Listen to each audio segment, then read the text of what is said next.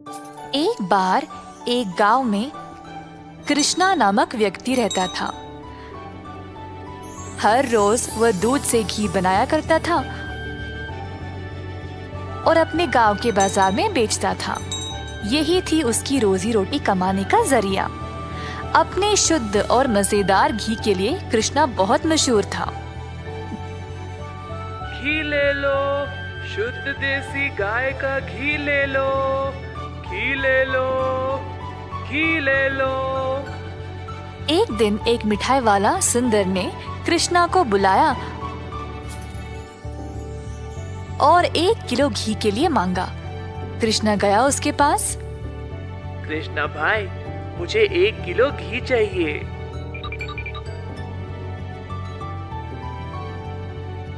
कृष्णा घी को तोलने लगा। जब सुंदर ने देखा कि घी कितना शुद्ध था, तो वह अपने आप को रोक ही नहीं पाया। सुंदर ने और घी लेने का निर्णय लिया। रुको कृष्णा, मुझे तुम 1 नहीं 2 किलो घी दे देना। पता नहीं बाद में बचेगा या नहीं। तुम्हारा घी सबसे शुद्ध है और मुझे स्वादिष्ट मिठाई बनाने में मदद करता है। ओ बढ़िया जी, धन्यवाद सुंदर साहब। ये लो आपके 2 किलो घी। सुंदर ने खुशी से घी लिया और फिर दोनों अपने अपने रास्ते चले गए। जैसे कृष्णा चलता गया, गांव के लोग उसको एक एक करके घी खरीदने बुला रहे थे। दोपहर तक सारी घी बिक चुकी थी, क्योंकि वो घी था ही इतना स्वादिष्ट। अपनी कमाई लेकर कृष्णा अपने भाई कुशल के पास दूध खरीदने गया, ताकि वह अगले दिन के लिए और घी बना सके।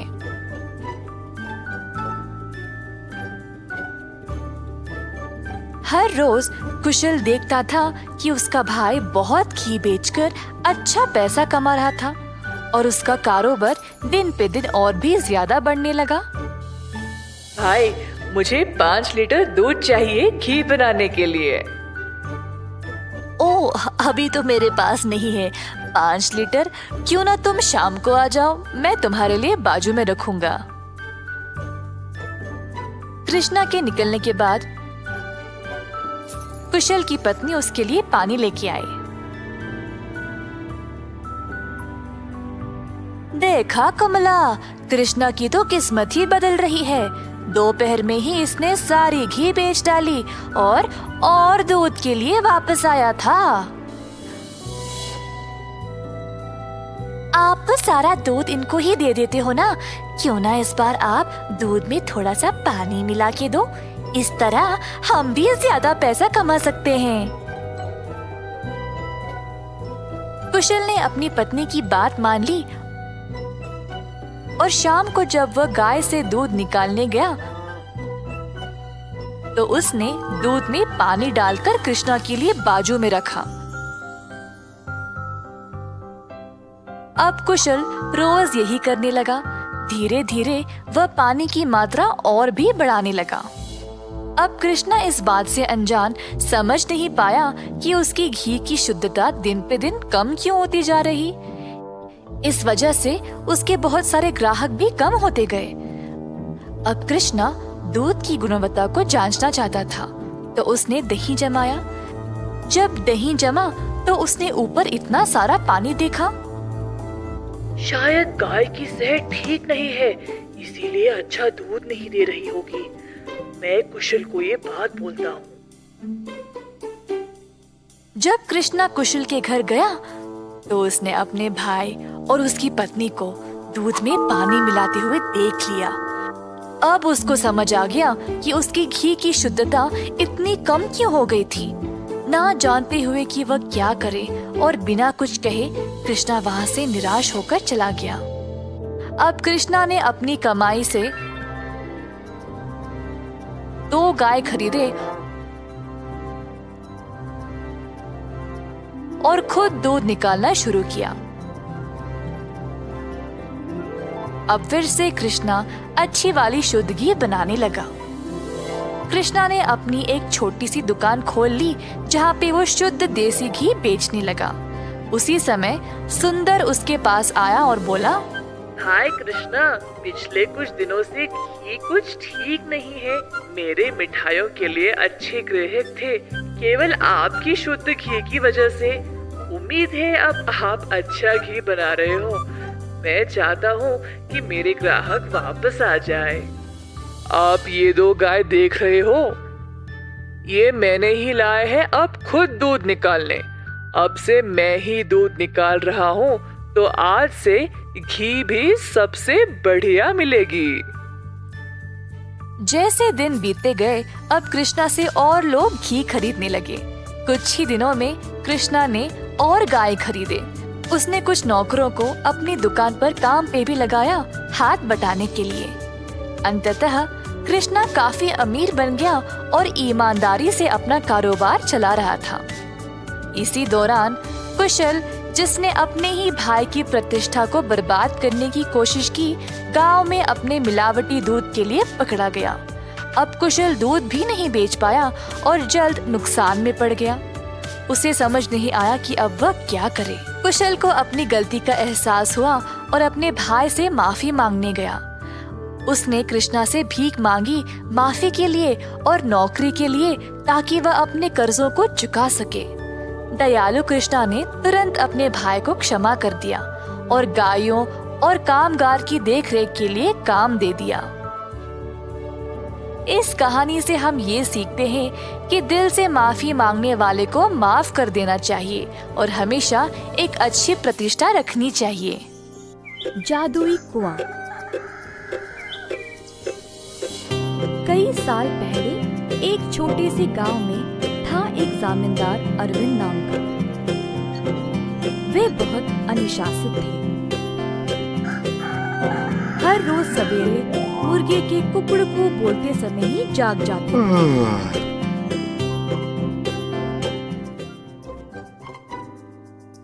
फिर अपने नौकरों को जगा के उन्हें काम पे भेजते थे। चंद्रा और सूरी नामक 2 मुलाजिम जमींदार के लिए काम पे नए नए आए हुए थे, परंतु वे दोनों काफी आलसी थे और सवेरे उठ के खेत में जाना उनके लिए बहुत कठिन लग रहा था। दोनों एक कुएं के पास सोते थे। एक दिन चंद्रा ने सूरी से कहा, हाय रे, हर रोज सवेरे जाग के जाना बहुत ही कठिन काम है ना। सूरी को भी ऐसा ही लगा। हाँ चंद्रा, परंतु हम करे तो क्या करे, मुर्गे के कुकड़कू से ही जमींदार जी जाग जाते हैं। अरविंद जी ने इन दोनों का व्यवहार ध्यान से और चुपचाप से जांचा। आखिरकार उन्होंने एक दिन उन दोनों को सबक सिखाना चाहा। एक दिन जब दोनों सो रहे थे, कुएं के अंदर से आवाज आई, सूरी, कितनी देर और सोओगे? उठो और काम पे निकलो। सूरी को नींद में ही आवाज सुनाई दी और वह अचानक से जाग गया। बाजू देखा तो चंद्रा आराम से सो रहा है। सूरी को समझ नहीं आया कि ये आवाज कहाँ से आई। बुरा सपना मान के वो फिर से सो गया। अगले दिन की बात है और दोनों उसी कुएं के पास सोए थे। इस बार कुएं वाली आवाज चंद्रा को सुनाई दी। वो भी अचानक से जाग गया। आसपास देखा तो सूरी आराम से सोया था।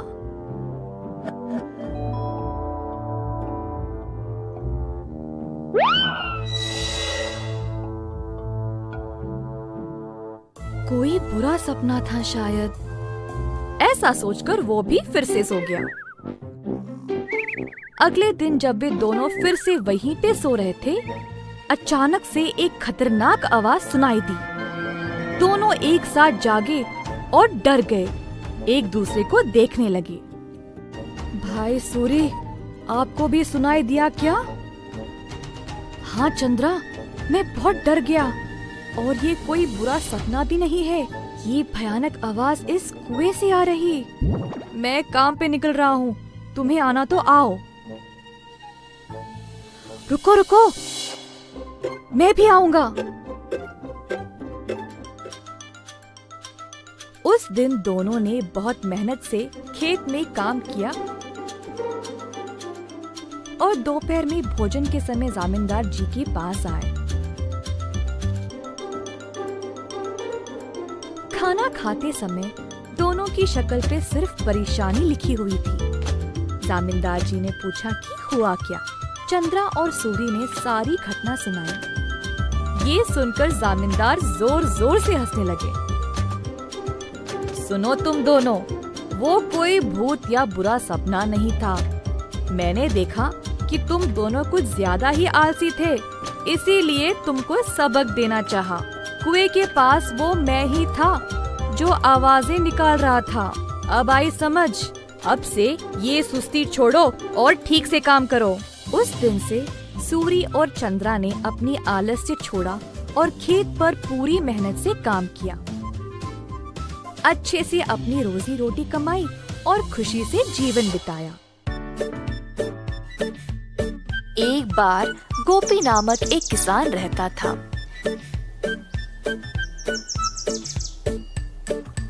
गोपी बहुत मेहनती था। सब लोग उसको पसंद करते थे और उसके साथ अच्छा व्यवहार करते थे।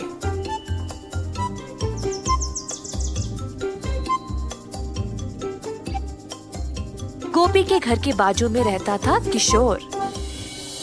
किशोर चाहता था कि गोपी से ज्यादा अच्छा नाम उसका हो जाए और इसके लिए उसने बहुत कोशिश की, परंतु उसको ऐसा मौका कभी नहीं मिला।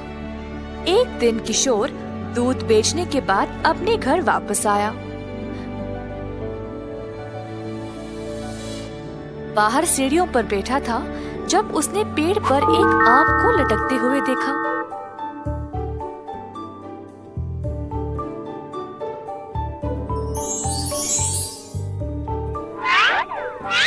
उसने आम को तोड़ा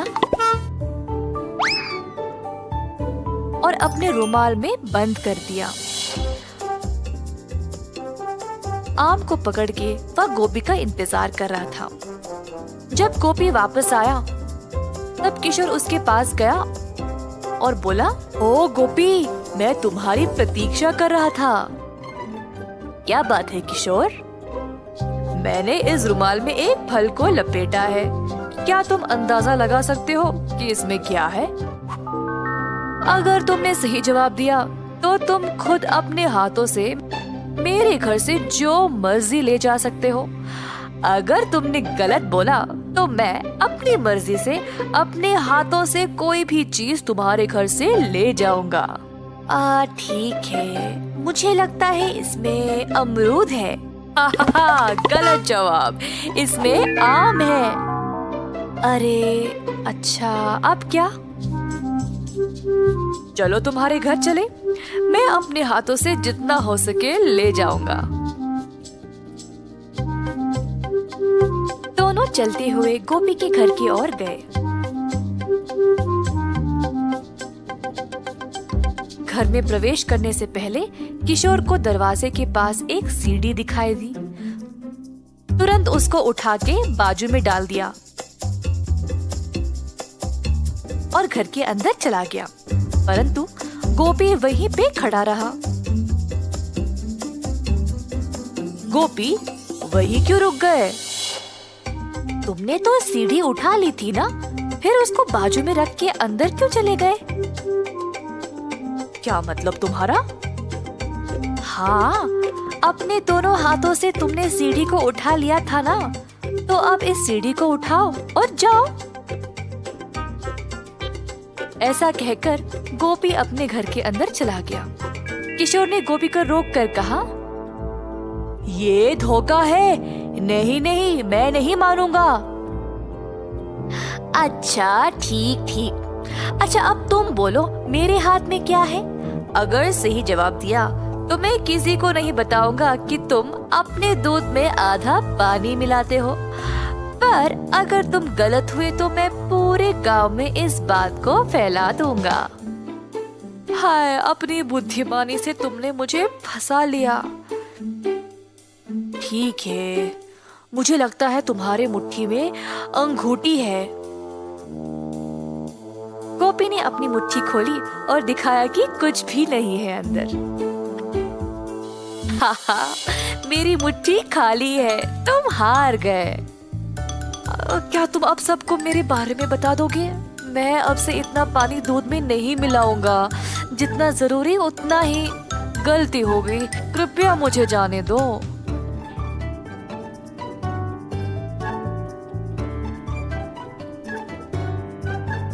इस कहानी से हम ये सीखते हैं कि आत्म अनुशासन के बिना सफलता असंभव है। बंदर मामा। एक दिन बंदर मामा गहरी नींद में सोया था जब एक मीठी सुगंध ने उसे जगाया।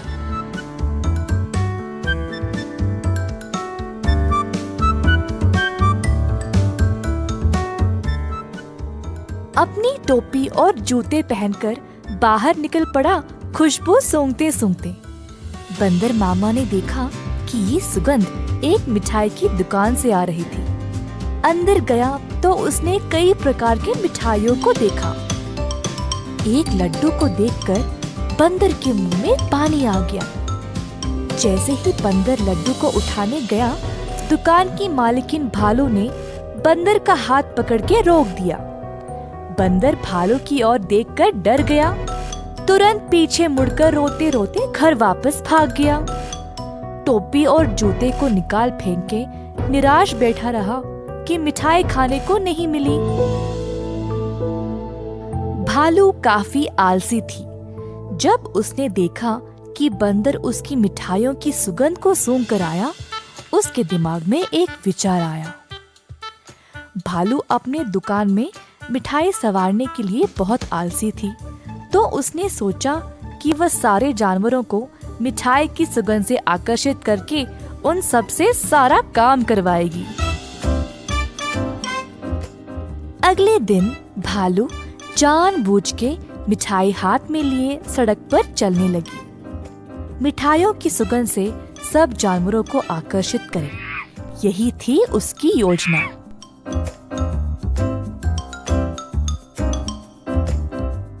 खुशबू फिर से बंदर मामा तक पहुंच गई। इस बार बंदर मामा से रहा नहीं गया और उनका जी ललचाया। वह किसी भी हालत में मिठाई खाना चाहता था।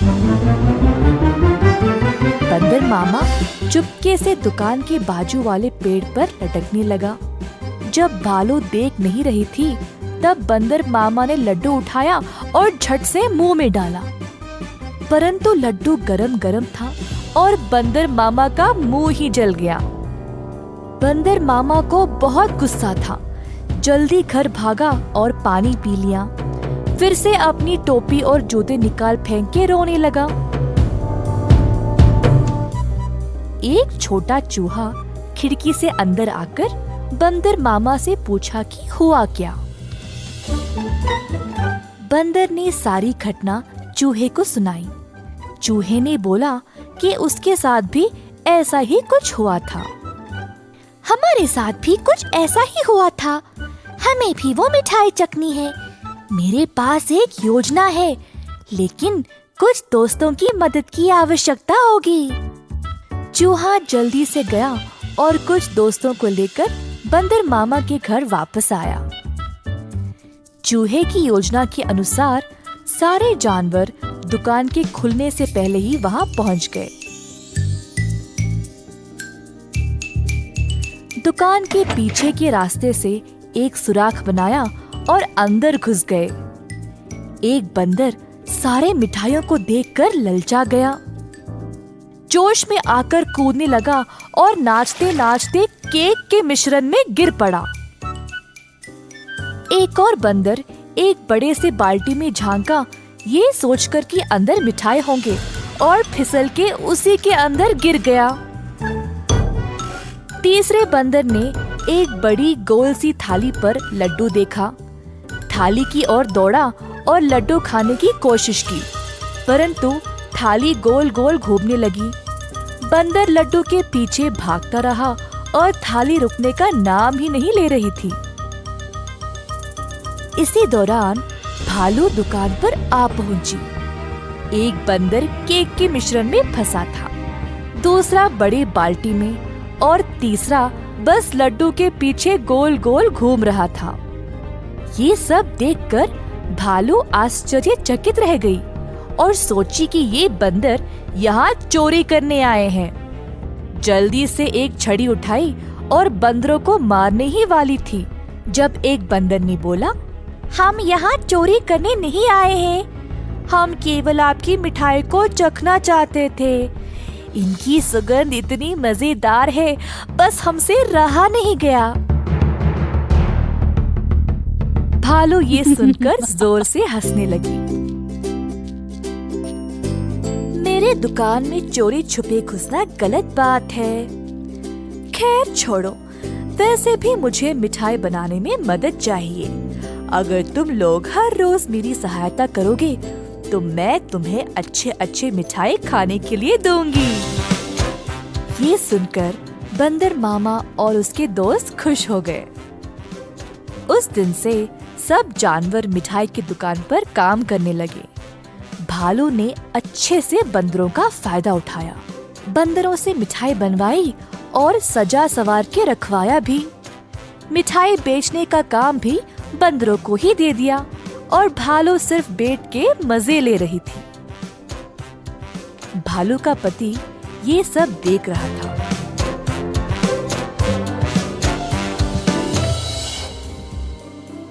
तुम तो रोज इतना काम करती हो, परंतु आज आराम से बैठकर मिठाई खा रही हो।